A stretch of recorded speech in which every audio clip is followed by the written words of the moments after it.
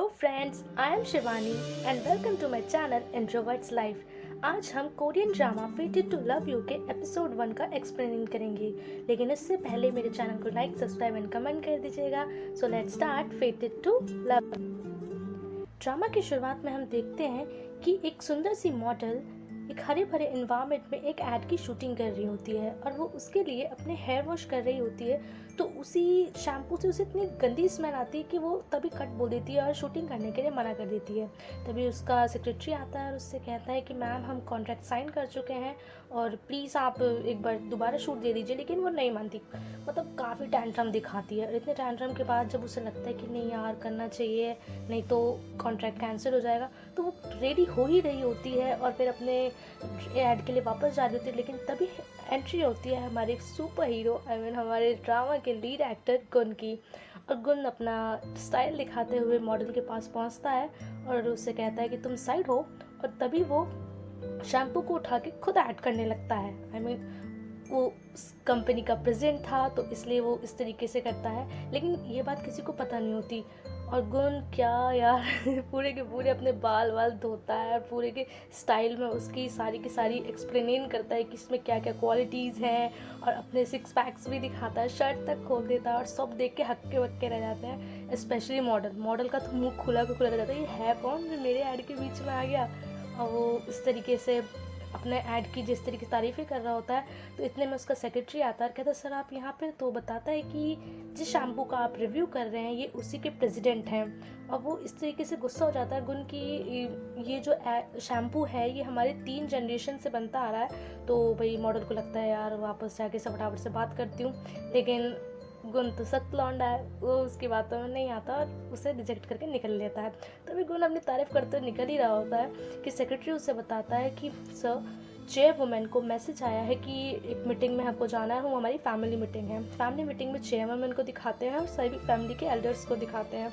यहाँ पे गुन की शादी की बात हो रही होती है, क्योंकि गुन 30+ हो चुका था और उसे शादी करनी थी। और ये बात लोग बिलीव नहीं करते हैं, क्योंकि चेयरवुमेन पहले भी 3 साल कह चुकी थी कि वो शादी करवाएंगी, लेकिन अब तक शादी नहीं हुई है। तभी गुन आता है और सभी को बताता है कि किस तरीके से उसने कंपनी में वो बिज़ी था और कैसे उसने शेयर मार्केट में और अपनी कंपनी का नाम रोशन किया है और इसलिए उसे टाइम नहीं मिला। लेकिन अब वो शादी करेगा और इन्हीं 100 डेज़ के अंदर अंदर शादी करेगा। तो लोगों को कहते हैं, उसे बिलीव नहीं होता, लेकिन उसकी बातों को सुनने के लिए वो कहता है मेमोरेंडम लिखो, मतलब आपको लिख के देना पड़ेगा। तो गुन उसके लिए भी रेडी हो जाता है कि उसकी गर्लफ्रेंड है वो कोरिया वापस आ रही है और वो उसी से ही शादी करेगा। तो फिर हम दूसरी साइड पे देखते हैं कि हमारी मेन एक्ट्रेस यानी किम मी योंग की एंट्री होती है। किम मी योंग हाथों में काफ़ी सारा रिफ्रेशमेंट का सामान लिए भगी जा रही होती है। और तभी वो लिफ्ट में घुसती है और लिफ्ट में वो हाफ ही होती है कि एक दूसरा बंदा दिखाते हैं, वो आके किम योंग की हेल्प करता है। किम यूंग को अच्छा लगता है क्योंकि एक तरीके से वो उसका क्रश था और उसे लगता है कि ये बंदा भी मुझे पसंद करता है। और भाई देख के लगता भी कि हाँ ये इसे पसंद करता है। किम यूंग उसे एक कॉफ़ी देती है और तभी वो अपने ऑफिस की तरफ वापस जाती है और उसे थैंक यू बोलती है। और जब वो जाती है तो ये दिखाते हैं कि किम यूंग काफ़ी हेल्पफुल नेचर की है, वो सभी का काम करती है, जो उसे मतलब वो कभी ना नहीं बोलती, उसकी स्पेशलिटी है ये। काफ़ी काइंड हार्टेड सी लड़की दिखाते हैं किम यूंग। लेकिन किम यूंग का ये जो हेल्पफुल नेचर था वो लोग उसका गलत फ़ायदा उठाते थे, मतलब कभी भी उस जो मर्जी उसे अपना काम कराना और उसे अप्रिशिएट में नहीं करते थे। लेकिन किम यूंग को तब भी बुरा नहीं लगता था, वो इतनी अच्छी बंदी दिखा के रखते हैं उसे। फिर उसके बाद हम देखते हैं कि किम यूंग किस तरीके से देख रही होती है लेकिन तब भी कुछ नहीं बोलती है और लोग उसका नाजायज़ फ़ायदा उठा रहे होते हैं पूरी कंपनी में। इस टाइम पता है मुझे भी गुस्सा आता है यार, ये कितनी पागल लड़की है। लेकिन किम यूंग की बेस्ट फ्रेंड होती है जो उसी ऑफिस में काम करती है और उसे गुस्सा आता है जब किम यूंग से कोई इस तरीके से काम कराता है। उसे काफ़ी समझाती है कि ऐसा मत क्या करो और ना बोलने की आदत डालो। तो कहती है मुझसे नहीं बोला जाता। तो कहती है पागल लड़की, घर जाया कर और पिलो लेकर उसे नो नो नो नो रात में करके सोया कर, तेरे को आदत पड़ जाएगी। तो कहती चल ठीक है ऐसे ही करूँगी। इतने में ही हमें दूसरे लॉयर दिखाते हैं, वो किम यूंग को कुछ काम बोलते हैं, फिर उससे फेवर मांगते हैं। किम यूंग पहले तो अपने दोस्त की जैसे मना कर देती है, फिर उसे लगता है नहीं यार ऐसा नहीं होगा, वो हाँ कह देती है। कहती है बताओ क्या काम है। तो उसके चेयरमैन कहते हैं कि तुम्हें मेरी बेटी के लिए कैंडीज़ लानी है जो कि कनाडा में रहती है, प्लीज़ मना मत करना और कैंडीज़ खरीद के ले आना। दूसरी साइड हम देखते हैं कि चेयरमैन पूछती है कि तुम सियारा से शादी कब कर रहे हो। तो कहते हैं कि वो कोरिया वापस आ रही है और मैं उसे तभी एयरपोर्ट पर ही प्रपोज करूँगा और उससे शादी करूँगा। तो यहाँ पे सेक्रेटरी बोलता है कि सर वो आपको हाँ तो कर देंगे ना। तो किम कहता है और क्या ना, हाँ कैसे नहीं करेंगी। और गुन निकल लेता है बाय बाय बोल के। फिर वो दोनों एक मॉल में दिखते हैं जहाँ पे किम मी यूंग रिंग्स देखती है, कहती उसे रिंग्स काफ़ी पसंद आती है, बट वो देख के आगे निकल रही होती है। और हम तभी देखते हैं कि अंदर गुन उन्हीं रिंग्स को खरीद रहा होता है, क्योंकि उसे अपनी गर्लफ्रेंड सियारा को उन्हीं रिंग में से प्रपोज करना है, बट उसे एक भी रिंग पसंद नहीं आती है। तो जो रिसेप्शनिस्ट होती है वो बोलती है कि सर आपने सभी सामान देख लिए, सारी रिंग्स देख ली हैं, आखिर आप क्या बताना चाहते हैं। तो वो फिर सियारा की तारीफ़ करता है, क्योंकि सियारा कितनी सुंदर है, कैसी है।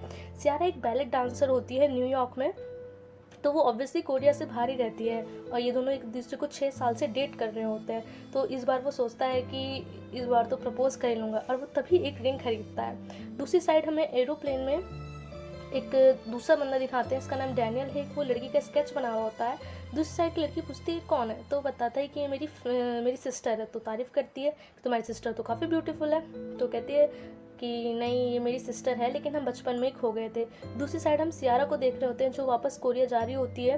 वो मूवी देख रही होती है, लेकिन एकदम से वो लड़की का मजाक बनाते हुए कहती है कैसी बेवकूफ़ लड़की है।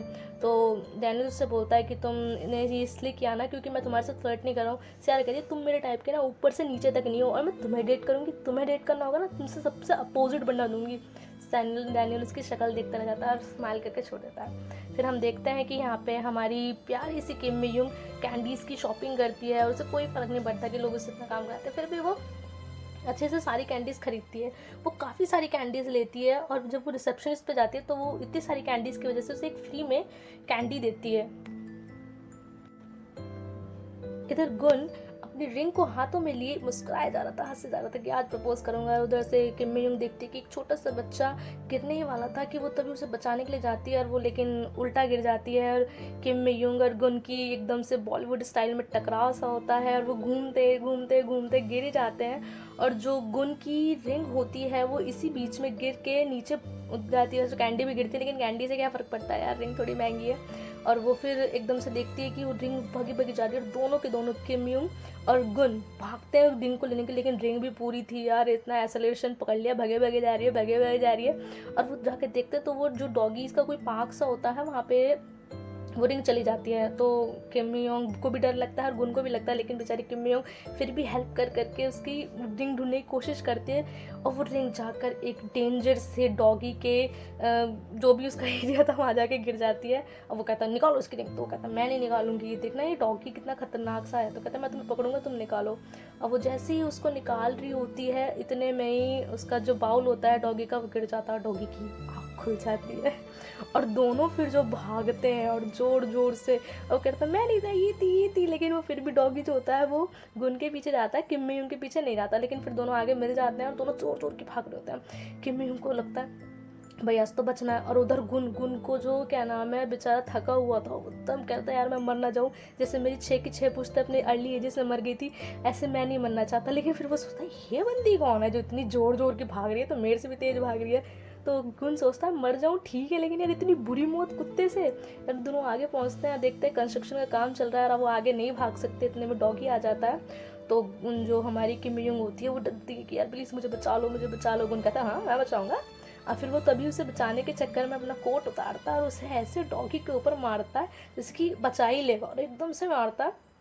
तो उसे लगता है अच्छा मैंने बचा लिया, मर गया होगा कुत्ता। तो कहता है नहीं नहीं पागल देखो, और वो जो उसको ऊपर चढ़ा हुआ होता है, और तभी वो देखता है कि यार ये मेरे ऊपर क्या आ रहा है। लेकिन वो जो डॉगी था एक्चुअली उसे कैंडीज़ बहुत पसंद थी, इसलिए वो किम मी यूंग के पीछे भाग रहा था। उसकी ऑनर आके उससे माफ़ी मांगती है, जिसपे कि गुन काफ़ी गुस्सा होता है, और गुन कहता है तुम पागल हो, इसे मान करना चाहिए ये और वो, और ऑनर सॉरी बोल के चली जाती है। तभी वो कहता है लाओ रिंग निकालो मेरी, कहाँ रिंग। तो कहती है रिंग टड़ा ये रही रिंग। तो कहता है एक सेकंड तुमने ये रिंग अपने हाथ में कैसे डाली, ये मेरी प्रपोजल रिंग है, अगर मेरा प्रपोजल ख़राब हुआ ना तो इसकी जिम्मेदार तुम होगी, क्योंकि तुम मेरे लिए बैड लक बन जाओगी। तो कहती है यार रिंग तो मिल गई ना, इतना क्यों गुस्सा दिखा रहे हो।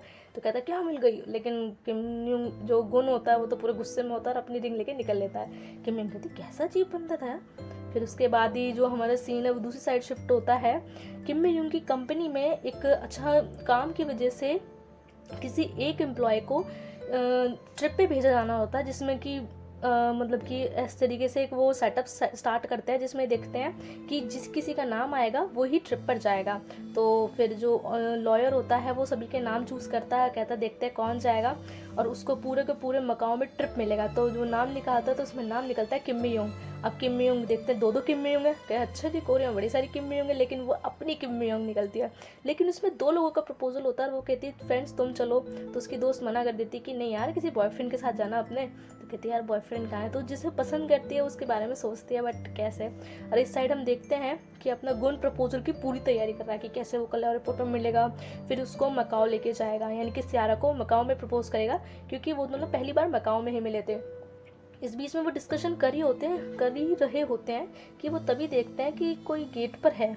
इतने में मुड़ के देखते हैं कि वो तो और कोई नहीं, सियारा होती है, फटाफट से बंद करते हैं क्योंकि फिर सरप्राइज नहीं रहेगा। और एकदम से सियारा आती, कहते गुन कहता तुम कैसे आ गई, तो कहते मैं तुम्हें सरप्राइज दे रही थी। तो कहते हाँ अच्छा सरप्राइज है, गुड थैंक यू। फिर दोनों अच्छे से हक करते हैं और वैसे सियारा उसको काफ़ी टाइटली पहले मारती है, फिर उससे अच्छे से बात करती है। फिर दोनों यार 6 साल से डेट कर रहे हैं, दोनों की केमिस्ट्री काफ़ी अच्छी दिखा के रखते हैं। और फिर दोनों अपने बारे में बात करते हैं कि हम मकाओ चलेंगे, ऐसे करेंगे वैसे करेंगे, लेकिन गुन उसको बताता नहीं है कि उसे प्रपोज करने वाला है। तो दोनों कहते हैं ठीक है हम चलेंगे। फिर उसके बाद सीन शिफ्ट होता है और जो अपनी किम मी योंग है वो अपनी मॉम को कॉल कर रही होती है, जहाँ उसकी 2 सिस्टर्स और भी होती है, दोनों एल्डर होती हैं। और किम मी योंग अपनी मॉम से कहती है कि मॉम प्लीज़ आप मेरे साथ मकाओ चलो घूमने के लिए, लेकिन उसकी मॉम उससे मना कर देती है कि तुम जाओ। इधर देखते हैं कि बेचारी अपनी किम मी योंग काफ़ी परेशान है कि वो दूसरे बंदे को किसे लेके जाए। इतने में ही उसे मैसेज आता है और बाहर जो उसका क्रश था ऑफिस वाला, वो बाहर आके कहता है कि आ जाओ मुझे तुम्हें खाने पर लेके चलना है। तो कहती है हाँ ठीक है आ रही हूँ।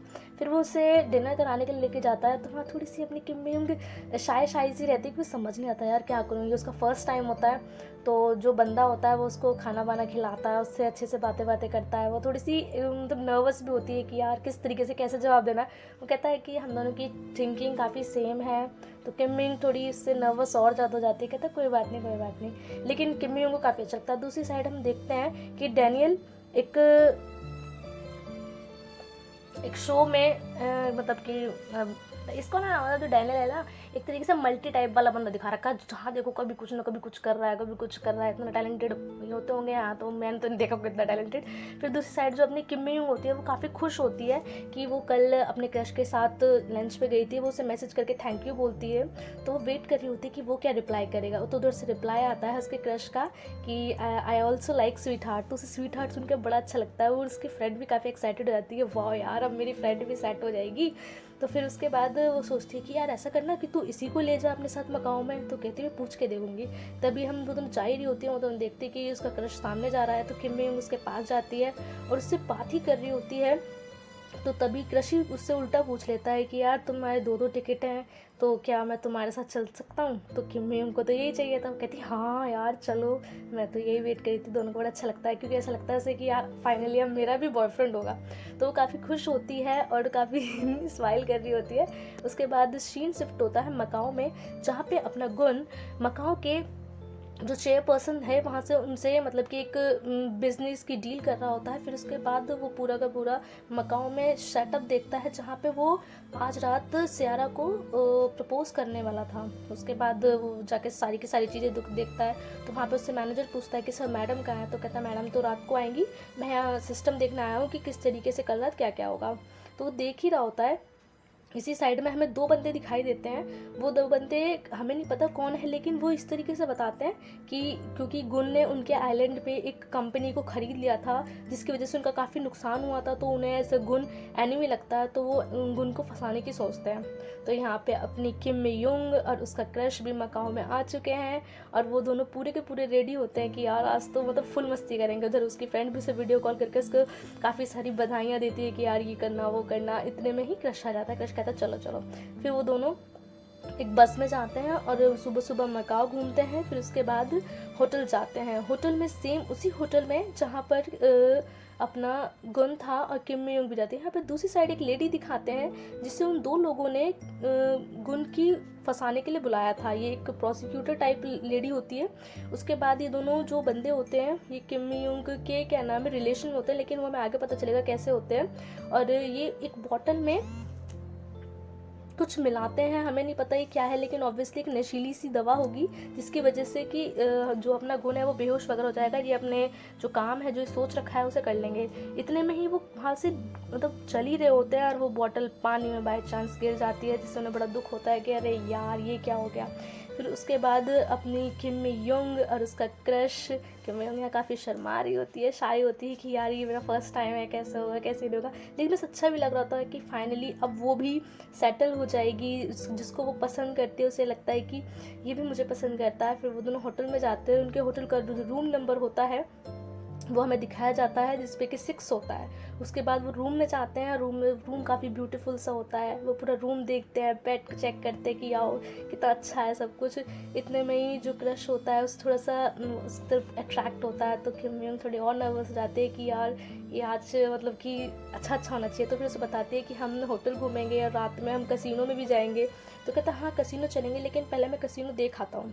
तो जो उसका क्रश है वो कसिनो देखने जाता है, तो कसिनो काफ़ी अच्छा सा होता है। वहाँ कसिनो में सेम वही प्रोसिक्यूटर दिखाई जाती है जो हमें एयरपोर्ट पे दिखती है, और क्रश उसके साथ फ्लर्ट करने लगता है, और जो उसकी प्रोसिक्यूटर होती है वो भी उसके साथ फ्लर्ट करती है। वहाँ पे अपनी किम मी युंग अपने क्रश को ढूंढ रही होती है कि यार मेरा बॉयफ्रेंड कहाँ चला गया, इतनी देर हो गई, और सोचती है कि चलो इतने होटल में अकेले ही घूम लेती हूँ। वो होटल घूम ही रही होती है, अब वो वहाँ जाके साइड में बैठ जाती है। हमें वो बॉटल भी दिखाई देती है जिस बॉटल के अंदर कुछ ड्रग्स टाइप का उन्होंने मिला दिया था, और वो बॉटल बिल्कुल किम मी युंग के पास ही आ जाती है। उधर ही की साइड में गुन आता है, और गुन वहीं बैठ के चेयर में बैठ जाता है, और वो सोचता है कि यार रात में मुझे सियारा को किस तरीके से प्रपोज करना है। तो वो अपनी जितनी भी हार्ट में उसकी फीलिंग होती है कि मुझे क्या करना है क्या नहीं करना है, वो सब बताता है कि किस तरीके से सियारा मैं तुमसे पहली बार मिला, तुम कितनी अच्छी हो, और फाइनली हम शादी करेंगे, and I love you etcetera etcetera बोलता है। तो जो अपनी किम मी युंग होती है उसकी बातों को सुन रही होती है, उसकी बातों को सुन के उसे बहुत अच्छा लगता है कि वाह यार ये कितना अच्छा बंदा है। इतने में वो सोच ही रही होती है और उसको वहाँ पे स्नीजिंग हो जाती है, वो खांसने लगती है। फटाफट किम मी युंग एक पेड़ के पीछे जाके छुप जाती है और फटाफट से उस बॉटल में जो पानी होता है उसको पी लेती है, और यहाँ अपना ड्रामा का एंड हो जाता है। तो आगे की स्टोरी हम पार्ट 2 में देखेंगे, and thank you for listening me, bye bye.